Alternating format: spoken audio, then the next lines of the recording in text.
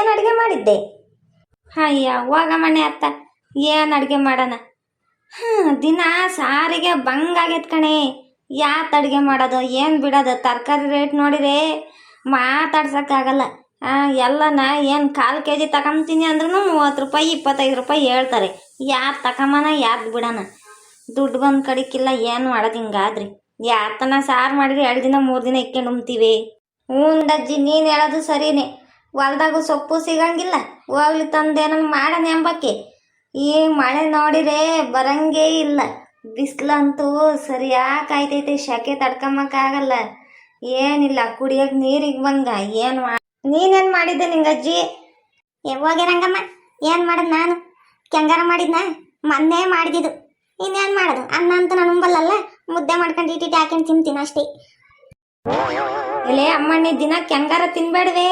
ತಿಂದ್ರೆ ಏನಲ್ಲ ಆಮೇಲೆ ಹೊಟ್ಟೆ ಉರಿ ಅಂತಂದು ಆಸ್ಪತ್ರೆಗೆ ಹೋಗ್ಬೇಕಾಗ್ತೈತಿ. ಮತ್ತೆ ನಾನು ಏನು ಮಾಡಲಿ ಹೇಳಿ ಗುಂಡಕಯ್ಯ? ದಿನ ಯಾವ ಪದಾರ್ಥ ಹೇಳತ್ತ ಸಾರಿಗೆ? ನಿಂಗಜ್ಜಿ ಏನಮ್ಮಯ್ಯ?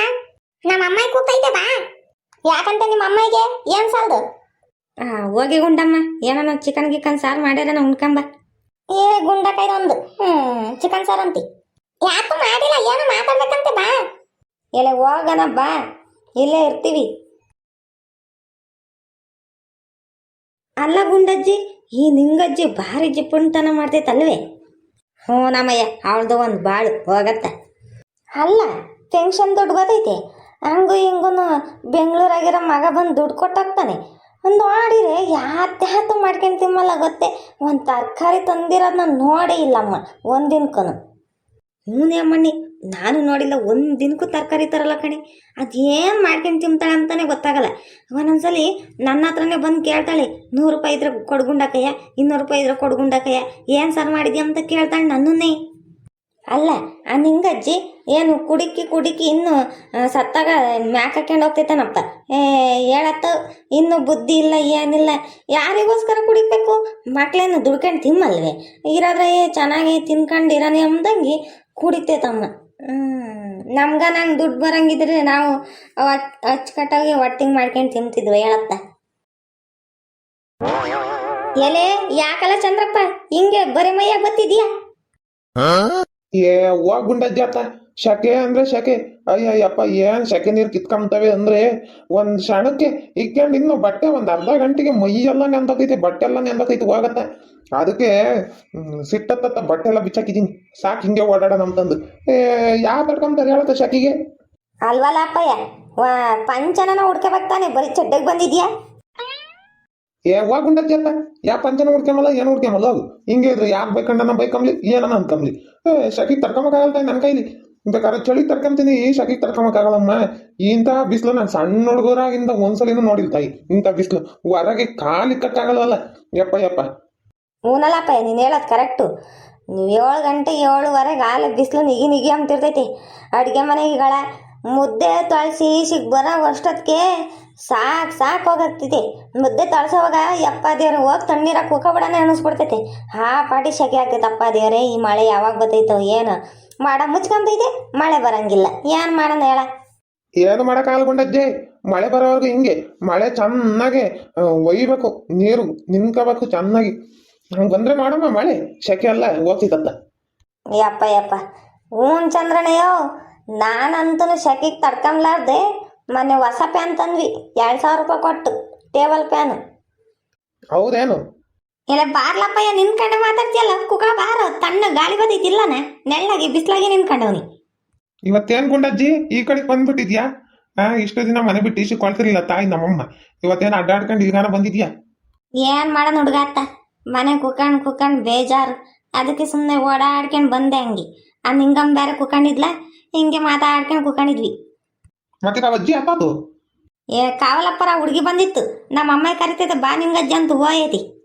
ಆ ನಿಂಗಜ್ಜಿ ಅಂತ ಅದು ಏನು ಜಿಪ್ನಾಟ ಕಲ್ತೈತಮ್ಮ. ಅಯ್ಯಪ್ಪ, ನಾವು ಸಣ್ಣ ಹುಡುಗರಿದ್ದಾಗ ಹೊಟ್ಟೆ ತುಂಬಂಬಕ್ಕಿಕ್ಕದು. ಈಗ ಯಾರನ್ನ ಹೋಗಿ ಊಟ ಕೇಳಲಿ, ಒಂದು ಲೋಟ ನೀರು ಕೊಡಲ್ಲ. ಇಲ್ಲ ಖಾಲಿಯಾಗಿವೆ ಇಟ್ಕೊಂಬರ್ಬೇಕು ಅಂತ ಹೇಳ್ತೈತಿ. ಅದು ಯಾಕಿಂತ ಬುದ್ಧಿ ಕಲಿತಪ್ಪ ನಿಂಗಜ್ಜಿ. ಹೂನಪ್ಪಯ್ಯ, ಊಟತ್ತು ಅದನ್ನೇ ಮಾತಾಡ್ತಿದ್ದು. ಕೆಂಗಾರ ಮಾಡಿದ್ಲಂತೆ 3 ದಿನ ಅದನ್ನೇ ಇಕ್ಕೊಂಡು ತಿಂತಾಳಂತೆ. ಅಲ್ಲ, ಅವಳಿಗೆ ಏನು ಬಂದಿರೋದು ಹೊತ್ತು?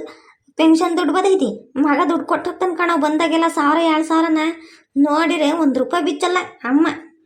ಅಯ್ಯ ಬಾ ಗುಂಡಜ್ಜಿ ಅತ್ತ ಸತ್ತಾಗೇನು ಹೊತ್ಕೊಂಡಾಗಲ್ಲ. ಜಿಪ್ನು ಮಾಡಿ ಏನು ಯಾರನ್ನು ಉದ್ಧಾರ ಮಾಡ್ತೈತಿ? ಮಕ್ಳನ್ನೇ ಉದ್ಧಾರ ಮಾಡ್ತೈತಿ ಅಷ್ಟಿ. ಇನ್ನು ನಾವು ಅಜ್ಜಿ ಹೊಟ್ಟಿಗೆ ಸರಿಯಾಗಿ ತಿಮ್ಮಲ್ಲ ಏನಿಲ್ಲ. ಸರಿ ಗುಂಡಜ್ಜಿ ಮಾತಾಡ್ಕೊಂಡು ಕೂಕಳ್ರಿ, ನಾನು ಮಂತಕ್ಕೆ ಹೋಗ್ತೀನಿ. ಯಾಕಲ್ಲ ಚಂದ್ರಪ್ಪ ಸಾಕಾತೆ ಕುಕ? ಏ ಹೋಗಿ ತಣ್ಣೀರು ಹೋಯ್ಕೊಂತೀನಿ ತಾಯಿ, ಆಗಲ್ಲ ನನ್ನ ಕೈಲಂತೂ ಈ ಶಕಿಗೆ ತಡ್ಕೊಂಬಕ್ಕಾಗಲ್ಲ, ಹೋಗ್ತೀನಿ.